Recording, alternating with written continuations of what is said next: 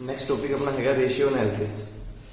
Ratio analysis ਦਾ ਤੁਹਾਨੂੰ ਇੱਕ question 10 number ਆ ਸਕਦਾ ਹੈ, डिफरेंट टाइप्स ऑफ रेशियो, अलग अलग फंक्शन बेस से या फिर फाइनेंशियल स्टेटमेंट बेस से जो भी रेशियो से ਸਾਨੂੰ ਲਿਖਣੀਆਂ ਨੇ ਪਲੱਸ ਉਹਨਾਂ ਦੇ ਫਾਰਮੂਲੇ ਤੁਹਾਨੂੰ ਨਾਲ ਲਿਖਣੇ ਹੋਣਗੇ। ਪਹਿਲਾਂ ਦੇਖਦੇ ਹਾਂ ਵੀ ਰੇਸ਼ੀਓ ਐਨਾਲਿਸਿਸ ਕੀ ਹੈਗਾ। ਰੇਸ਼ੀਓ ਐਨਾਲਿਸਿਸ ਅਕਾਊਂਟਿੰਗ ਦੇ ਵਿੱਚ ਇੱਕ ਮੈਥਡ ਯੂਜ਼ ਕੀਤਾ ਗਿਆ ਜਿਹਨੂੰ ਅਸੀਂ ਕੁਆਂਟੀਟੀ ਬੇਸ ਤੇ ਲਿਖਦੇ ਹਾਂ। ਮੀਨਸ ਐਕਚੁਅਲ ਦੇ ਜੋ ਰਿਪੋਰਟਸ ਬਣੀਆਂ ਹੁੰਦੀਆਂ ਨੇ ਉਹ ਫਿਗਰਸ ਅਮਾਉਂਟ ਦੇ ਵਿੱਚ ਹੁੰਦੀਆਂ ਨੇ। ਜਦੋਂ ਡਾਟਾ ਅਸੀਂ ਰੇਸ਼ੀਓ ਦੇ ਵਿੱਚ ਕਨਵਰਟ ਕਰਦੇ ਹਾਂ ਐਕਚੁਅਲ ਦੇ ਜੋ ਫਿਗਰਸ ਹਨ ਉਹਨਾਂ ਦਾ ਆਪਸ ਵਿੱਚ ਰਿਲੇਸ਼ਨਸ਼ਿਪ ਦਿਖਾਉਣ ਲਈ ਕੋਈ ਇੱਕ ਵੈਲਿਊ ਫਾਈਂਡ ਕਰਦੇ ਹਾਂ ਉਸੇ ਰੇਸ਼ੀਓ ਐਨਾਲਿਸਿਸ ਕਹਿ ਸਕਦੇ ਹਾਂ। ਜਿਵੇਂ ਅਸੀਂ ਪਰਸੈਂਟੇਜ ਬੇਸ ਤੇ ਕਹਿ ਸਕਦੇ ਹਾਂ ਜਾਂ ਕਿਸੇ ਬੇਸ ਤੇ ਵੀ ਲੈ ਗਏ। ਇਹਨਾਂ ਲਿਖਿਆ ਵੀ ਰੇਸ਼ੀਓ ਕੀ ਹੁੰਦੀ ਹੈ। ਰੇਸ਼ੀਓ ਸ਼ੋ ਦੀ ਰਿਲੇਸ਼ਨਸ਼ਿਪ ਬਿਟਵੀਨ ਟੂ ਵੇਰੀਏਬਲਸ। ਸਾਡੇ ਕੋਲ ਜੋ ਵੇਰੀਏਬਲਸ ਹੋਣਗੇ ਉਹਨਾਂ ਦਾ ਆਪਸ ਵਿੱਚ ਰਿਲੇਸ਼ਨਸ਼ਿਪ ਦਿਖਾਉਂਦੇ ਨੇ, ਉਹਨੂੰ ਰੇਸ਼ੀਓ ਐਨਾਲਿਸਿਸ ਅਸੀਂ ਕਹਿ ਸਕਦੇ ਹਾਂ। ਰੇਸ਼ੀਓ ਐਨਾਲਿਸਿਸ ਦੇ ਵਿੱਚ ਉਹਨਾਂ ਲਿਖਿਆ ਕਿ ਅਕਾਊਂਟਿੰਗ ਟਰਮ ਜਿਹੜੀਆਂ ਰਿਲੇਸ਼ਨਸ਼ਿਪ ਦਿਖਾਉਂਦੇ ਅਗਰ ਤੁਸੀਂ ਕਹੋ ਵੀ ਫਿਗਰਸ ਜਿਹੜੀਆਂ ਤੁਹਾਡੀਆਂ balance sheets, profit and loss, trading accounts ਜਾਂ ਫਿਰ ਬਜਟਰੀ ਕੰਟਰੋਲ ਸਿਸਟਮ ਦੇ ਵਿੱਚ ਜਿਹੜਾ ਅਕਾਊਂਟ ਬੇਸ ਤੇ ਜੋ ਵੀ ਸਾਡੇ ਕੋਲ ਡਾਟਾ ਆਉਂਦਾ ਹੈ ਉਹਨਾਂ ਦੀ ਜਦੋਂ ਤੁਸੀਂ ਫਿਗਰਸ ਬਣਾਉਂਦੇ ਹੋ ਜਾਂ ਰਿਲੇਸ਼ਨਸ਼ਿਪ ਆਪਸ ਦਿਖਾਉਣ ਨੂੰ ਤੁਸੀਂ ਰੇਸ਼ੀਓ ਐਨਾਲਿਸਿਸ ਕਹਿ ਸਕਦੇ ਹਾਂ। ਰੇਸ਼ੀਓ ਐਨਾਲਿਸਿਸ ਦੇ ਬੈਨੀਫਿਟ ਕੀ ਹੋਣਗੇ? ਇੱਕ ਤਾਂ ਕਹਿੰਦਾ ਅਕਾਊਂਟਿੰਗ ਦੀ ਇਨਫੋਰਮੇਸ਼ਨ ਬਹੁਤ ਸਿੰਪਲ ਤਰੀਕੇ ਨਾਲ ਮਿਲ ਸਕਦੀ ਹੈ। ਜਿਹੜਾ ਅਕਾਊਂਟੈਂਟ ਹੋਊਗਾ ਉਹ ਤੁਹਾਨੂੰ ਫਿਗਰਸ ਵਿੱਚ ਡਿਫਾਈਨ ਕਰੂਗਾ ਵੀ ਸਾਡੇ ਕੋਲ ਇੰਨੀ ਪੇਮੈਂਟ ਆ ਪੈਸੇ ਨੇ, ਆ ਪੈਸੇ ਆ ਉਹਦੀ ਚੀਜ਼ ਨੇ। ਲੇਕਿਨ ਰੇਸ਼ੀਓ ਦੇ ਵਿੱਚ ਕੀ ਹੋਊਗਾ? ਸਿੰਪਲ ਫਾਰਮ ਦੇ ਵਿੱਚ ਇੰਨੇ ਪਰਸੈਂਟ ਸਾਡੇ ਕੋਲ ਆ ਪੈਸਾ ਅਵੇਲੇਬਲ। ਇੱਕ ਲੌਂਗ ਟਰਮ ਸੋਲਵੈਂਸੀ ਕੰਡੀਸ਼ਨ ਦੇ ਬਾਰੇ ਪਤਾ ਲੱਗ ਜਾਂਦਾ ਹੈ ਸਾਡੀ ਕੰਪਨੀ ਦੀ ਫਾਈਨੈਂਸ਼ੀਅਲ ਪੋਜੀਸ਼ਨ ਕੀ ਹੈ, ਕਿੰਨਾ ਟਾਈਮ ਸਾਡਾ ਬਿਜ਼ਨਸ ਦਾ ਪ੍ਰੋਪਰ ਰਨਿੰਗ ਕੰਡੀਸ਼ਨ ਦੇ ਵਿੱਚ ਚੱਲ ਰਿਹਾ ਹੈਗਾ। ਸ਼ਾਰਟ ਟਰਮ ਸੋਲਵੈਂਸੀ ਘੱਟੋ ਘੱਟ ਕਿੰਨਾ ਪੈਸਾ ਬਿਜ਼ਨਸ ਚਲਾਉਣ ਲਈ ਸਾਨੂੰ ਚਾਹੀਦਾ ਹੈਗਾ ਉਹਦੇ ਬਾਰੇ ਵੀ ਇਨਫੋਰਮੇਸ਼ਨ ਪ੍ਰੋਪਰ ਤਰੀਕੇ ਨਾਲ ਸਾਨੂੰ ਮਿਲ ਸਕਦੀ ਹੈ। Assess the operating efficiency of the business ਸਾਡਾ ਕਿੰਨੇ ਪ੍ਰੋਫਿਟ ਲੈਵਲ ਤੇ ਚੱਲ ਰਿਹਾ ਹੈਗਾ ਉਸ ਬਾਰੇ ਵੀ ਰੇਸ਼ੀਓ ਐਨਾਲਿਸਿਸ ਤੋਂ ਕਲੀਅਰ ਪਤਾ ਲੱਗ ਜਾਂਦਾ। Analyse the ਪ੍ਰੋਫਿਟੇਬਿਲਿਟੀ of the business ਹਰ ਸਾਲ ਕਿੰਨਾ ਪ੍ਰੋਫਿਟ ਕਮਾਉਂਦਾ ਚੱਲ ਜਾ ਰਿਹਾ ਉਹਦਾ ਬੇਸ ਅਸੀਂ ਕੰਪੈਰੀਜ਼ਨ ਕਰਨੀ ਹੋਵੇ ਤਾਂ ਉਹ ਵੀ ਸੈਟਅਪ ਕਰ ਸਕਦੇ ਹਾਂ।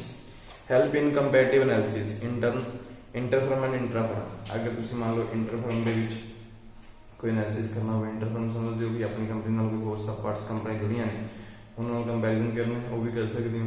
ਵਿਦ ਇਨ ਕੰਪਨੀ ਵਿੱਚ ਸਟੇਟਮੈਂਟ ਤੁਹਾਡੇ ਲਗਾਤਾਰ ਸਾਲ ਦੀਆਂ ਬਣੀਆਂ ਆ ਰਹੀਆਂ ਨੇ ਉਹਨਾਂ ਦਾ ਵੀ ਆਪਸ ਵਿੱਚ ਕੰਪੈਰੀਜ਼ਨ ਕਰਨਾ ਤਾਂ ਰੇਸ਼ੀਓ ਬੇਸ ਤੇ ਬਹੁਤ ਸਿੰਪਲ ਕੰਪੈਰੀਜ਼ਨ ਹੋ ਸਕਦਾ ਹੈ। ਫਿਰ ਸਾਡੇ ਕੋਲ ਹੈਗਾ types of the ratio.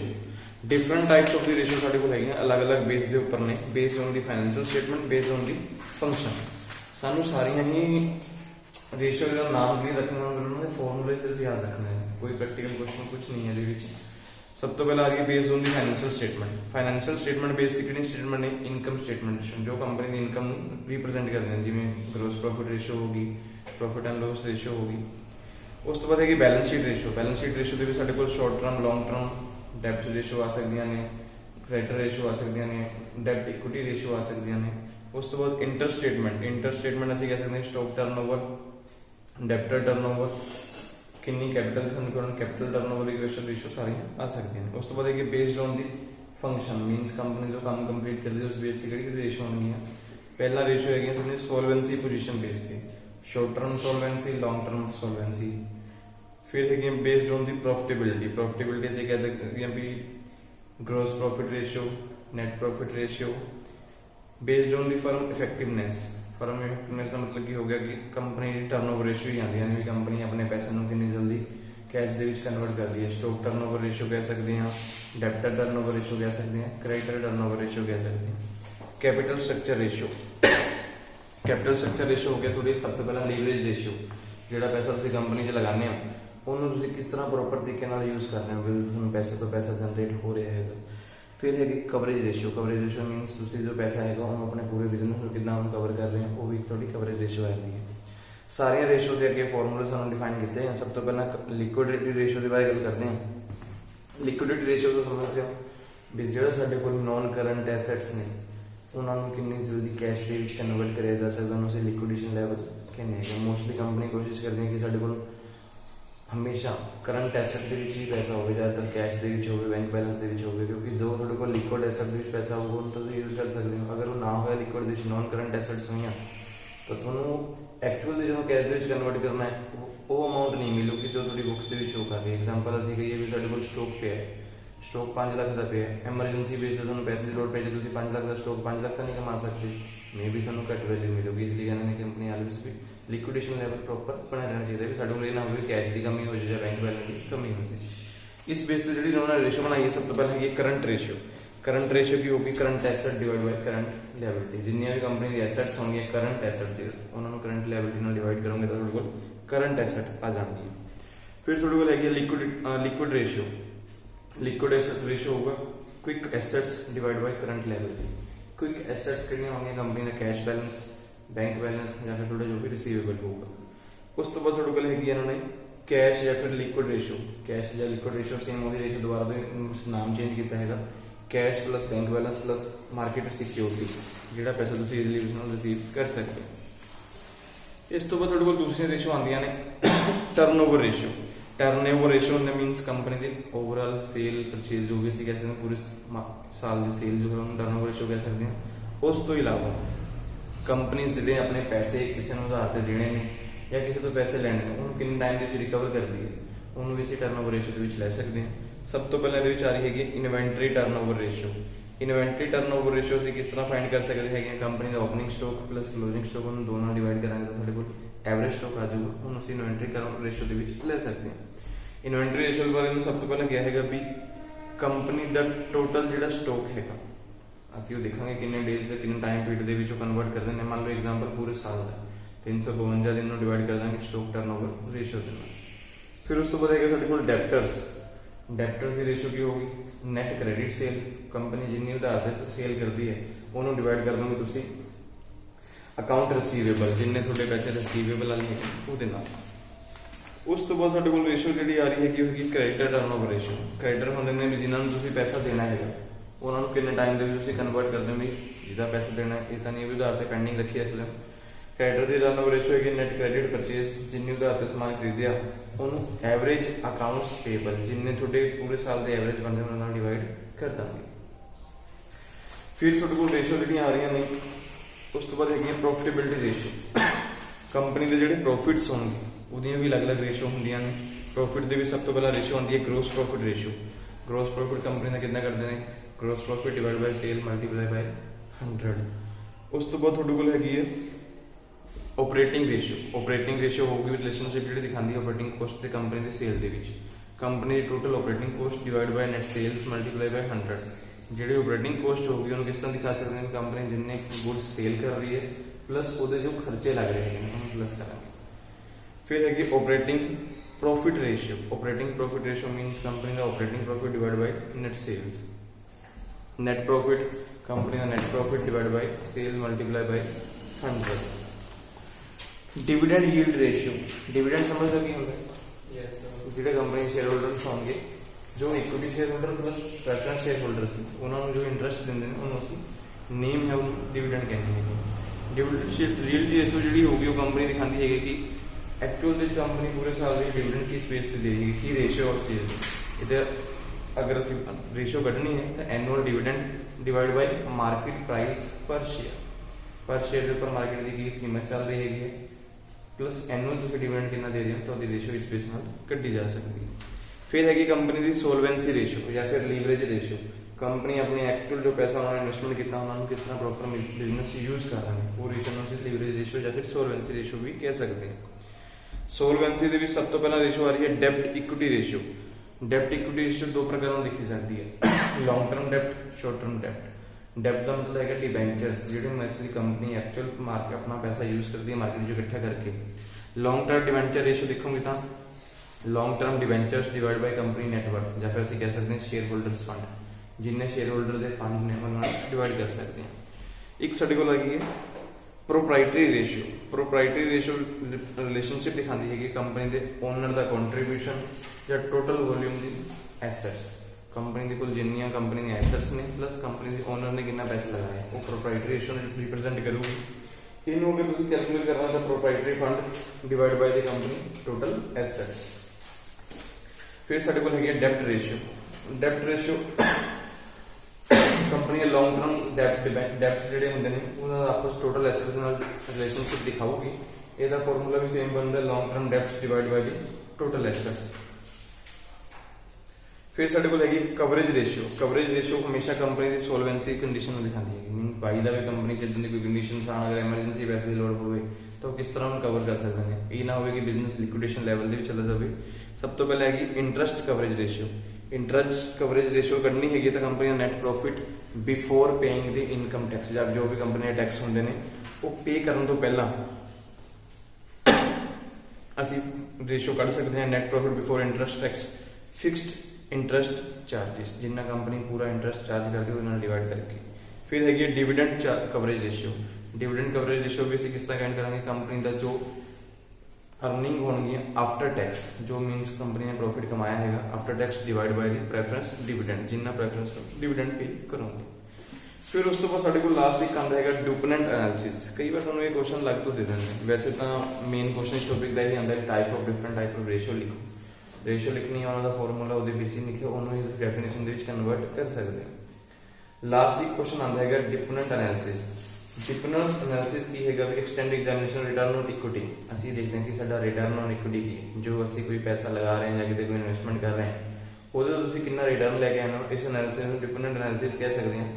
Company always ਇਹ ਐਨਾਲਿਸਿਸ ਕਿਉਂ ਕਰਦੀ ਹੈਗੀ ਹੈ, ਸਭ ਤੋਂ ਪਹਿਲਾਂ ਕਿ ਜਨਰੇਟ ਹਾਈ ਪ੍ਰੋਫਿਟ ਮਾਰਜਨ, ਤਾਂ ਕਿ ਕੰਪਨੀ ਦਾ ਪ੍ਰੋਫਿਟ ਮਾਰਜਨ ਇਨਕਰੀਜ਼ ਹੁੰਦਾ ਹੈ। ਮੋਸਟਲੀ ਕੰਪਨੀ ਆਲਵੇਸ ਇਹੀ ਕਰਦੀਆਂ ਨੇ ਕਿ ਅਗਰ ਲੇਬਰ ਤੇ ਜਿੰਨਾ ਪੈਸਾ ਲਗਾਇਆ ਉਹਨਾਂ ਨੂੰ ਇਦਾਂ ਨਹੀਂ ਹੁੰਦਾ ਕਿ ਉਹਨਾਂ ਨੂੰ ਆਈਡਲ ਟਾਈਮ ਦੇ ਵਿੱਚ ਕਨਵਰਟ ਕਰਨ ਦੇਣ, ਆਲਵੇਸ ਲੇਬਰ ਤੋਂ ਉਹਨਾਂ ਜ਼ਿਆਦਾ ਕੰਮ ਕਰਵਾਉਣ ਦੀ ਕੋਸ਼ਿਸ਼ ਕਰਦੇ ਹਨ ਤਾਂ ਕਿ ਜੋ ਅਸੀਂ ਪੈਸਾ ਉਹਨਾਂ ਨੂੰ ਦੇ ਰਹੇ ਹਾਂ ਉਸ ਤੋਂ ਜ਼ਿਆਦਾ ਉਹਨਾਂ ਤੋਂ ਕੰਮ ਲਿਆ ਜਾ ਸਕੇ।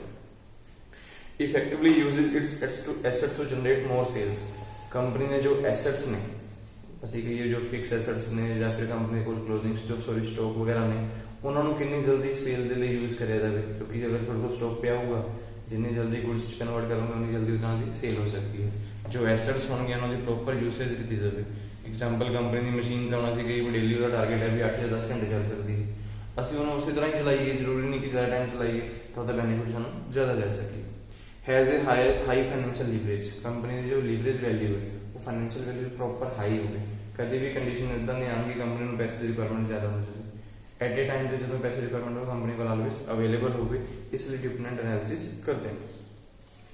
डिपेंडेंट एनालिसिस के अंदर तीन मैटर ने जो कंसीडर करे जाएंगे। सब तो पहला प्रॉफिटेबिलिटी और प्रॉफिट मार्जिन। और दोबारा तो पॉइंट है कि कंपनी की प्रॉफिट मार्जिन कितना चल रहा है। मोस्टली कंपनीज ऑलवेज लेके चल रही है कि प्रॉफिट मार्जिन अपने जो इक्विलिब्रियम पॉइंट होता है उस तो भी ऊपर चल रही है। इक्विलिब्रियम पॉइंट समझ जिथे नो प्रॉफिट नो सेल होगा उस तो ऊपर ही चलते हैं। कभी भी इतनी कंडीशन नहीं आती कि कंपनी अपने वालों पैसे लगा के मार्केट के काम करेगी। दूसरा एफिशिएंसी और total asset turnover. Total asset turnover की कंपनी जिन्हें एसेट्स ने उन्होंने प्रॉपर किस तरह यूज कर रहे हैं जिसे तो पैसा जनरेट करे जा रही है। फिर है लीवरेज। लीवरेज पर असं पहले भी गल कर ली कि कंपनी के एक्चुअल पैसे ने टाइम ना रिकवर होते रहे, कोई इदा की कंडीशन ना आए कि कंपनी को पैसे ले किसी होर पासे देखना पड़े। एग्जाम्पल टाइम से जो टर्नओवर रेशियो सेटअप कर रहे हैं, डिवेंचर्स सॉरी डेप्टर्स ने उन्होंने तो टाइम में पैसा रिकवर करना, जिन्होंने क्रेडिटर्स ने उन्होंने पैसा टाइम में पे करना। ये सारा एनालिसिस डिपेंडेंट एनालिसिस के ही आता है। ये सीगा थोड़ा सा टॉपिक जो होया खत्म। उस तो बाद एक और टॉपिक है financial statement analysis. Financial statement analysis तो बहुत सिंपल है कि जो हम दो तरीके नाल देखते हैं, एनालिसिस और इंटरप्रिटेशन। एनालिसिस की हो गया जो फाइनेंशियल स्टेटमेंट चेकअप करते हैं जिसकी बेस की एक्चुअल सानू की प्रॉफिट्स हो रहे हैं या फिर की लॉस हो रहे हैं, उन्होंने अपने प्रॉपर रेशियोस बनाई जाती हैं या फिर डाटा किसी को सेंड करे या फिर किसी को दिखाया जाता है। इसी ही आता है कि इंटरप्रिटेशन हो गया कि जो डाटा किसी को रिप्रेजेंट बेस लेके जाने, कोई फाइनेंशियल स्टेटमेंट ने किसी बंदे को दिखाना चाहते हो किस बेस नाल दिखाते हैं। इंटरप्रिटेशन लिखा कि meaning and significance of data to simplified. Mostly data जो अकाउंट्स वाला पर्सन होगा उन्होंने तो अपने सारे डाटे बारे नॉलेज होती है कि डेप्टर्स ने की क्रेडिटर्स ने कोई की एसेट्स ने की, लेकिन जो सामने पर्सन बैठा हुआ जो उन्होंने इन्फॉर्मेशन देनी है तो सिंपल फॉर्म के रिप्रेजेंट करते हो उन्होंने इंटरप्रिटेशन भी कह सकते हैं। फाइनेंशियल स्टेटमेंट का जो एनालिसिस है वो रीजनस किन्ने भी क्यों कराया जाता है। सब तो पहले दो प्रकार के ऑब्जेक्टिव लिखने, प्राइमरी और सेकेंडरी। प्राइमरी ऑब्जेक्टिव है कि कंपनी की प्रॉपर फाइनेंशियल स्टेटमेंट बारे पता लग सके, कंपनी में प्रॉफिट कितना हो रहा है, उन्होंने फाइनेंशियल साउंड कितनी है। फाइनेंशियल साउंड मीनस एक्चुअल कंपनी को कितना पैसा है जिस बेस से कंपनी मार्केट में काम कर रही है। मोस्टली बिजनेस जो फाइनेंशियल स्टेटमेंट बनाई जाती है बैलेंस शीट कोशिश ही करी जाती है कि ज्यादातर पैसा साडा करंट एसेट के ही शो हो। सेकेंडरी ऑब्जेक्टिव किने, सेकेंडरी जब सब तो पहले कंपनी का प्रॉफिटेबिलिटी लेवल या फिर कंपनी की अर्निंग कैपेसिटी बारे पता लग सके। दूसरा कंपनी के मैनेजर इफेक्टिवनेस काम चलते रहे, मैनेजमेंट प्रॉपर देखने कर दी जाए क्योंकि उन्होंने प्रॉपर इन्फॉर्मेशन आती रहे और टाइम से रेगुलेशन रूल्स कंप्लीट करते रहे। कंपनी की शॉर्ट टर्म या फिर long term solvency positions company को पता लग सके। एक्चुअल कंपनी में हर टाइम कितने पैसे रिक्वायरमेंट है, लॉन्ग टाइम अगर जरूरत पई तो कितने पैसे चाहिए होगी वो पर इन्फॉर्मेशन भी प्रॉफिट फाइनेंशियल स्टेटमेंट एनालिसिस तो पता लग सकता है। Identify the reason for change in the profitability, अगर बाई द वे किते किते प्रॉफिट चेंज होए ने किते घटे ने तो ਉਹਦੇ रीजंस भी पता लग सकन। Make the inter firm comparison, अगर किसी और फर्म ਨਾਲ कंपैरिजन करना होवे ਤਾਂ ਇਸ ਲਈ इसमें कंपैरिजन कर सकते हैं। Find the progress of the firm over a period, जो टाइम पीरियड दिता गया उस टाइम पीरियड कंपनी की प्रोग्रेस आ रही है वो भी सानू फाइनेंशियल स्टेटमेंट एनालिसिस से पता लग जाएगा। Help in decision making and control, company के डिसीजन बनाने हों प्लस वो डिसीजन इंप्लीमेंट करके उन्होंने पर कंट्रोल रखना हो तो उस लिए भी फाइनेंशियल स्टेटमेंट एनालिसिस जरूरी है। Guide on determine the dividend action, dividend के ऊपर की एक्शन लेना चाहिए, मीनस कंपनी ज्यादातर कैपिटल जो जरूरत होंगी है तो मोस्टली इक्विटी प्लस डिबेंचर ना चलते हैं, क्योंकि प्रेफरेंस शेयर होने पर क्या बर्डन होता है भी हर साल प्रॉफिट है या लॉस है उन्होंने डिविडेंड पे करना पैंता। लेकिन फिर जो फाइनेंशियल स्टेटमेंट एनालिसिस करेंगे तो डिविडेंड के ऊपर की एक्शन लेना है उसे डिसाइड कर सकते हैं। अगर कंपनी प्रॉफिट जा रही होगी तो प्रेफरेंस शेयर होल्डर कोशिश ये करेंगे उन्होंने रिडीम करने की या फिर उन्होंने खत्म करने की कोशिश करी जाती है, क्योंकि कंपनी के ऊपर एक तरह का बर्डन होगा। To provide important information for granting credit, company कितना उधार किसी पर्सन दे सकती है वो बारे भी इन्फॉर्मेशन फाइनेंशियल स्टेटमेंट एनालिसिस तो भी हो सकती है। हम मान लो कंपनी को फैमिली बेस पे पैसे सोलवेंसी कंडीशंस नॉर्मल बहुत घट है भी पैसा हर टाइम बहुत जो घट रहा है तो कंपनी उधार पे ही नहीं कर सकती, तो उन्होंने ये भी चीज ध्यान रखने लिए फाइनेंशियल स्टेटमेंट एनालिसिस करनी पैंती है। कंपनी ਦੇ ਵਿੱਚ ਕਾਫੀ ਪ੍ਰਕਾਰ ਦੇ ਸਟੇਕ ਹੋਲਡਰਸ ਹੁੰਦੇ ਨੇ ਜਾਂ ਫਿਰ ਜਿਹੜੇ ਜਿਨ੍ਹਾਂ ਦਾ ਕੰਪਨੀ ਦੇ ਵਿੱਚ ਇੰਟਰਸਟ ਹੁੰਦਾ ਹੈ ਵੀ ਉਹ ਫਾਈਨੈਂਸ਼ੀਅਲ ਸਟੇਟਮੈਂਟਸ ਦੇਖਣਾ ਚਾਹੁੰਦੇ ਨੇ। ਕਿਹੜੇ-ਕਿਹੜੇ ਸਟੇਕ ਹੋਲਡਰਸ ਹੋਣਗੇ? ਸਭ ਤੋਂ ਪਹਿਲਾਂ ਤਾਂ ਹੈਗਾ ਕੰਪਨੀ ਦੇ ਕ੍ਰੈਡੀਟਰਸ ਔਰ ਸਪਲਾਇਰਸ, ਜਿਨ੍ਹਾਂ ਨੇ ਕੰਪਨੀ ਨੂੰ ਉਧਾਰ ਤੇ ਸਮਾਨ ਦਿੱਤਾ ਹੁੰਦਾ, ਕਿਉਂਕਿ ਉਹਨਾਂ ਨੂੰ ਵੀ ਹੁੰਦਾ ਕਿ ਅਗਰ ਪੈਸਾ ਉਧਾਰ ਤੇ ਦੇ ਰਹੇ ਹਾਂ ਤਾਂ ਕੰਪਨੀ ਕਿੰਨੇ ਟਾਈਮ ਸਾਨੂੰ ਵਾਪਸ ਕਰਦੀ ਹੈਗੀ ਹੈ। ਉਸ ਤੋਂ ਬਾਅਦ ਕੰਪਨੀ ਦੀ ਮੈਨੇਜਮੈਂਟ, ਕੰਪਨੀ ਦੀ ਮੈਨੇਜਮੈਂਟ ਨੂੰ ਵੀ ਸਾਰੀ ਇਨਫੋਰਮੇਸ਼ਨ ਦੀ ਲੋੜ ਹੁੰਦੀ ਹੈ ਕਿਉਂਕਿ ਉਹਨਾਂ ਨੂੰ ਫਿਊਚਰ ਲਈ ਡਿਸੀਜਨਸ ਬਣਾਉਣੇ ਹੁੰਦੇ ਨੇ। पोटेंशियल इन्वेस्टर्स, जो बंदे कंपनी ਦੇ ਵਿੱਚ ਇਨਵੈਸਟਮੈਂਟ ਕਰਨਾ ਚਾਹੁੰਦੇ ਨੇ ਜਿਨ੍ਹਾਂ ਹਲੇ ਸ਼ੇਅਰ ਨਹੀਂ ਖਰੀਦੇ ਹੈਗੇ ਉਹਨਾਂ ਨੂੰ ਇਨਫੋਰਮੇਸ਼ਨ ਦੀ ਲੋੜ ਹੁੰਦੀ ਹੈ। ਫਾਈਨੈਂਸ਼ੀਅਲ ਸਟੇਟਮੈਂਟ ਐਨਾਲਿਸਿਸ ਉਹ ਵੀ ਜ਼ਰੂਰ ਕਰਦੇ ਨੇ। ਉਸ ਤੋਂ ਬਾਅਦ ਬੈਂਕਰ ਜਾਂ ਫਿਰ ਫਾਈਨੈਂਸ਼ੀਅਲ ਇੰਸਟੀਟਿਊਸ਼ਨ, ਕੰਪਨੀ ਦੇ ਜੋ ਵੀ ਬੈਂਕ ਹੋਣਗੇ ਜਿਨ੍ਹਾਂ ਨੇ ਕੰਪਨੀ ਨੂੰ ਕੋਈ ਲੋਨ ਪ੍ਰੋਵਾਈਡ ਕੀਤਾ ਹੈਗਾ ਜਾਂ ਫਿਰ ਉਹਨਾਂ ਦਾ ਬਿਜ਼ਨਸ ਉਹਨਾਂ ਦੇ ਅਕਾਊਂਟਸ ਸੋਰੀ ਬੈਂਕ ਦੇ ਵਿੱਚ ਉਹਨਾਂ ਦਾ ਅਕਾਊਂਟਸ ਔਰ ਬਿਜ਼ਨਸ ਉੱਤੋਂ ਹੀ ਡੀਲ ਕਰ ਰਹੇ ਨੇ, ਸਾਰਾ ਮੋਸਟਲੀ ਪੇਮੈਂਟਸ ਕਰਦੇ ਨੇ ਕਿ ਇੱਦਾਂ ਨਾ ਹੋਵੇ ਕਿ ज्यादा ओवरड्राफ्ट यूज करके वो पैसा वापस नहीं कर सकते, इंटरेस्ट बैंक लगाई सभी वो पैसा रिकवर करना मुश्किल हो जाए। कंपनी के इंप्लॉइज, जो इंप्लॉइज होंगे उन्होंने भी आगे से होंगे कि अगर कंपनी प्रॉफिट लेवल से चल रही है तो साढ़े भी बेनिफिट्स होंगे चले जाएंगे, प्रॉफिट मिलते होंगे, बोनस इंक्रीज होगा, सैलरी भी इंक्रीज होंगी। अगर कोई कंपनी लॉस सफर कर रही है तो इंप्लॉइज टर्नओवर स्टार्ट हो जाएंगे, इंप्लॉइज एक जगह तो दूसरी जगह से मूव होना स्टार्ट हो जाते। गवर्नमेंट भी इंफॉर्मेशन की जरूरत होती है क्योंकि उन्होंने टाइम के अकॉर्डिंग अपना टैक्स जो है कलैक्ट करना होता है सारे बिजनेस के ऊपर। ट्रेड एसोसीएशन, जिन्नी भी व्यापार दी एसोसीएशनस बनी होंगी ने उन्होंने भी चाहते भी साढ़े वो कंपनियां जुड़ी रहन जिन्हों का name and fame market which है, नहीं तो ट्रेड एसोसीएशन वाले भी उस पार्टी को अलग तो कर देंगे ने भी उन्होंने साथ देना मुश्किल हो जाता क्योंकि नेम एंड फेम के प्रॉब्लम्स आती हैं। फिर है techniques for financial statement analysis, financial statement analysis करना किहड़ी टेक्निक्स ना कर सकते हैं? दो टेक्निक्स ने, हॉरिजॉन्टल एनालिसिस, वर्टिकल एनालिसिस। सब तो पहले गल करते हैं हॉरिजॉन्टल एनालिसिस। हॉरिजॉन्टल एनालिसिस हुंदा है जदों तुसीं स्टेटमेंट नूं आपस दे विच कंपेयर करदे हैगे, अलग-अलग साल दी स्टेटमेंट्स तुहाडे कोल होणगीਆਂ उन्हां नूं इकट्ठे रख के जदों कंपेयर करिया जांदा उहनूं असीं हॉरिजॉन्टल एनालिसिस दे विच कंपैरेटिव स्टेटमेंट कह सकते हैं। दूसरा साडे कोल हैगा ट्रेंड एनालिसिस। ट्रेंड एनालिसिस होंदा भी जदों अज दे टाइम साडे बिजनेस दा की ट्रेंड चल रहा है, ट्रेंड मैं कह सकदा कि साडी बिजनेस दे मार्केट दे विच कितना नेम एंड फेम आ रहा है उन्होंने असीं ट्रेंड एनालिसिस के अकॉर्डिंग ले सकते हैं। ट्रेंड एनालिसिस देखोगे current year figure divide by the base year figure, जो भी साडी करंट ईयर दी फिगर्स होणगीਆਂ ਉਹਨੂੰ बेस ईयर ਦੇ ਨਾਲ ਅਸੀਂ ਜਦੋਂ ਡਿਵਾਈਡ ਕਰਾਂਗੇ ਤਾਂ ਸਾਡੇ ਕੋਲ ट्रेंड आ सकता है। आज के टाइम मोस्टली ज़्यादातर कंपनी इसे बेस से ही चलती हैं। ये ट्रेंड है, हर एक कंपनी अपने आप को रिप्रेजेंट करती है कि उन्होंने कितनी गुडविल चल रही है मार्केट कितना नेम एंड फेम आ रहेगा। दूसरा जो साडे कोल एनालिसिस है वो हैगा वर्टिकल एनालिसिस। वर्टिकल एनालिसिस का मतलब होता है common size statement. Common size समझते हो भी एग्जांपल जो स्टेटमेंट थोड़ी पिछले साल बनी है सेम साइज की स्टेटमेंट होनी चाहिए और उन्होंने इजिली भी आपस कंपेयर करें जैसे कि उन्होंने कहते common size statement. Common size statement का दूसरा एनालिसिस आता है साडे कोल रेशियो एनालिसिस। ये भी आज के टाइम मोस्टली कंपनी यूज करती हैं वर्टिकल बेस पे कि अलग अलग लैवल दी रेशियोस बना लेंगे और उन्होंने इन्होंने आपस के डाटा कंपेयर भी कर लेंगे। इसी का थोड़ा फाइनेंशियल स्टेटमेंट का टॉपिक। इस बेस से सानू कोई स्टेटमेंट बना के नहीं दिखानी भी किस प्रकार ना कंपेरेंस की तो नॉर्मली ये भी प्रॉफिट एंड लॉस करने का पिछले साल लगी इस साल लगी आप कंपेयर कर सकते हैं, हॉरिजॉन्टल कह सकते हैं। कॉमन साइज होगा कि ਸਾਰੀਆਂ ਐਸੈਟਸ ਇੱਕ ਜਗ੍ਹਾ ਲਿਖ ਲਈਆਂ, ਕਰੰਟ ਐਸੈਟ ਉੱਪਰ ਹੋ ਗਈਆਂ, ਫਿਕਸ ਐਸੈਟ ਨੀਚੇ ਹੋ ਗਈਆਂ, ਉਸ ਨੂੰ ਅਸੀਂ ਕਾਮਨ ਸਾਈਜ਼ ਦੇ ਵਿੱਚ ਲੈ ਸਕਦੇ ਹਾਂ। ਜਿਹੜਾ ਅਸੀਂ ਕੱਲ ਵਰਟੀਕਲ ਕੀਤਾ ਸੀਗਾ ਕਿ ਪਹਿਲਾਂ ਕਰੰਟ ਐਸੈਟ, ਫਿਰ ਫਿਕਸ ਐਸੈਟ, ਫਿਰ ਕਰੰਟ ਲਾਇਬਿਲਿਟੀ, ਨੀਚੇ ਲੌਂਗ ਟਰਮ ਲਾਇਬਿਲਿਟੀ, ਉਹਨਾਂ ਅਸੀਂ ਕਾਮਨ ਸਾਈਜ਼ ਕਹਿ ਸਕਦੇ ਹਾਂ। ਇਹ ਸੀਗਾ ਥਰਡ ਐਂਡ ਫੋਰਥ ਟੌਪਿਕ ਜੋ ਤੁਹਾਡਾ ਹੋਇਆ ਕੰਪਲੀਟਲੀ। ਮੋਸਟਲੀ ਥਿਊਰੀ ਬੇਸਡ ਹੀ ਟੌਪਿਕ ਸੀਗੇ ਦੋਨੋਂ। ਫਸਟ ਸੀਗਾ ratios, different type of ratio ਦਾ। ਸੈਕਿੰਡ ਜਿਹੜਾ ਹੈਗਾ ਫਾਈਨੈਂਸ਼ੀਅਲ ਸਟੇਟਮੈਂਟ ਐਨਾਲਿਸਿਸ ਦਾ। ਉਹਨਾਂ ਟਾਈਪ ਸੀ ਹਾਂਜੀ प्रैक्टिकल कोई भी क्वेश्चन नहीं होगा, सिर्फ थ्योरी वाले क्वेश्चन होगा। कोई फॉर्मेट नहीं बनाना, सिर्फ लिखना होगा फाइनेंशियल स्टेटमेंट एनालिसिस कितने बेस ना करेगा सर। ठीक है।